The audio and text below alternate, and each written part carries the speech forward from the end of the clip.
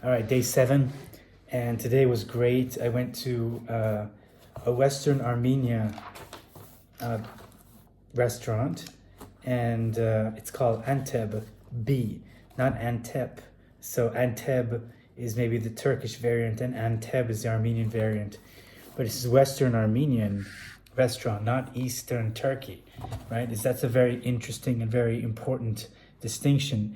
Yet, they name their dolma sarma after the Turkish variant, and it is the the dolma or the sarma is very much like the Turkish variant. I'm going to show you a picture in a second if I can pull up my gallery here. And see, it's tiny. It's tiny. I need to show you a Armenian one. It's bigger, and it has meat. It's still served warm. I had the summer salad, but the summer salad at the other restaurant was a bit better. And I had andana kebab wraps, which tasted very much like the ones in Turkey. And so it's a Western Armenian restaurant, but it was very much in tune to what people eat in Turkey. So there is that affiliation. And also, they had a menu full of baklava, and it all had pistachios. So they had a lot of emphasis on, Antep culture and what they make over there. So it's a slightly different.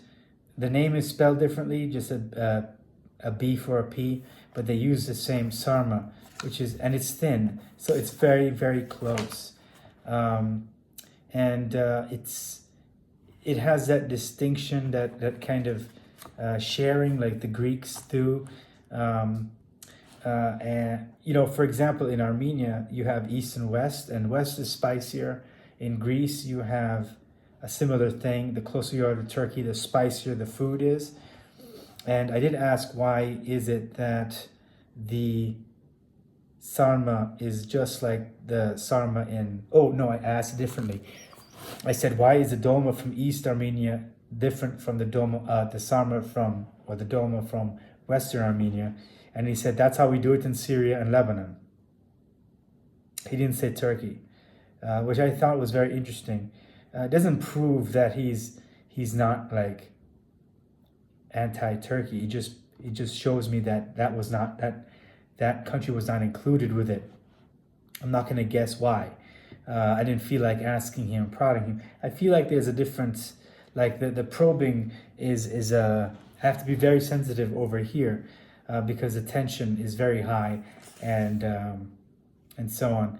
I had kinefi as well for dessert. I also had kinefi in Turkey, and you can have kinefi in the Middle East. And then I went to the Holocaust Memorial. I posted 2 pictures of that. And the Holocaust Memorial, you can turn to your right and see Ararat. And so Ararat, again, is right there following us as we go. And when you go inside, it feels like the walls are closing in on you. And I think that's intentional. It goes to show, the difficulty of being in Western Armenia at the time. The museum starts off with the central importance of the Armenian highlands and their importance in history, and how it was divided between East and West, with West going to Ottomans and East going to Turkey, and all the different geopolitical battles that go on. And then, it then goes into Ottoman culture and violence that culminated of course, in the Armenian genocide, with also talking about the resistance factors, talking about Turkic unity, Armenia as the impediment to Central Asia, and the unification of Turkey with other Turkic nations. So that was also emphasized in the museum. They talked about self-defense efforts as well. And so again, museums are very important in that it conveys ideas of self and what the national identity and what's important. So that was a very, very important day and experience for me in my my research, my project endeavors. And overall, it was, it's a very emotionally taxing experience, but I got a lot of information. I got a lot of pictures of all the little information things, and I have some pictures of the victims. Very, very sad, actually. You really do feel a sense of helplessness in the museum, and that this thing was, it was 100 years ago, a little bit more than that now, but still very recent. I don't know. So overall, I think it was a very important.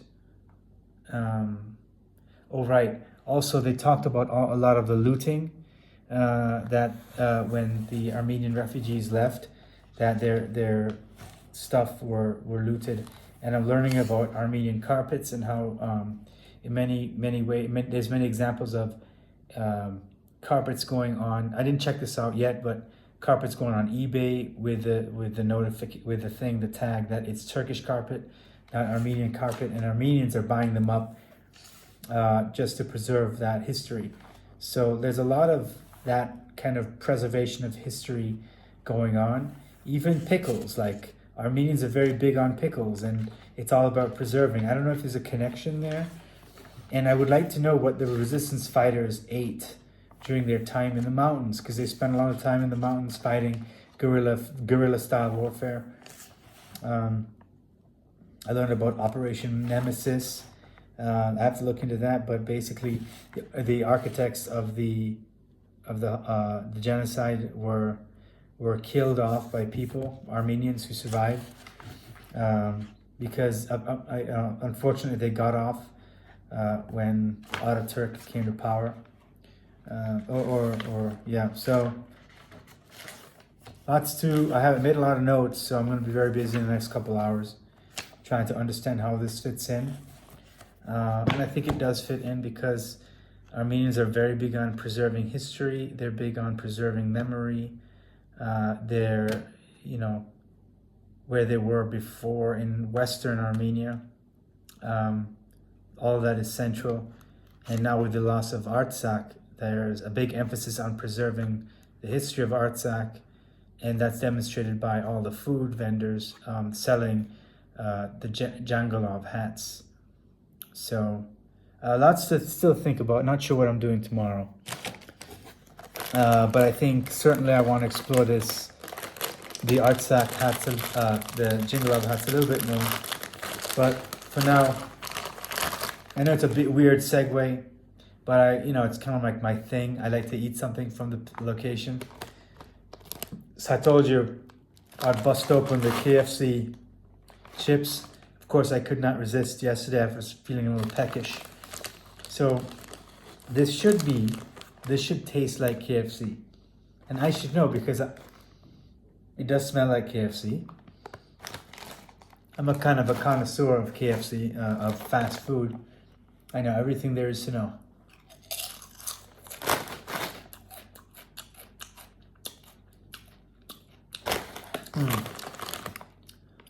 It's not perfect.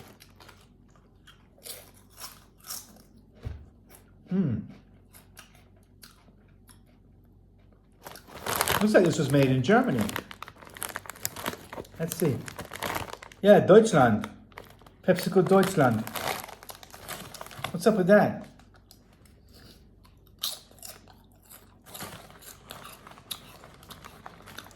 What do the Germans know about this?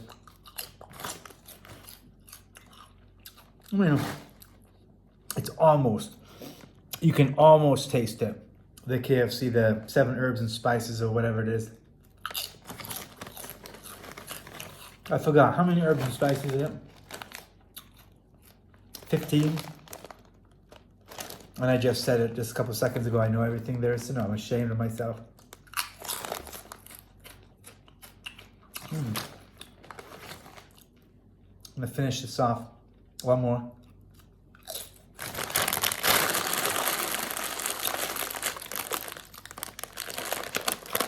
Well, It's good. Yeah, I'm very tired. I walked a long way, 60,000 steps. So I'm pretty tired. So I'm gonna wrap this up. Tomorrow, I'll have to figure something out, but should be good. I'm having this trip. I think 10 days is perfect. Really, 10 days is perfect. You don't need anything. You don't need any more days, right? The amount of days that you spend, if you spend 10 days in each country, you can actually squeeze in a new country if you just save up the days. So if you have 5 countries and you say 10 days each instead of 13, that's what? 15 days. So you can actually squeeze in one country and come home early. I mean, come on. I'll have to remember that for next time, God willing, if there's a next time.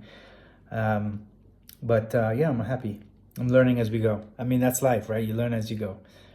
So yeah, that's it. Thank you very much. And another day. Tomorrow's another day. So thank you, and I'll see you then.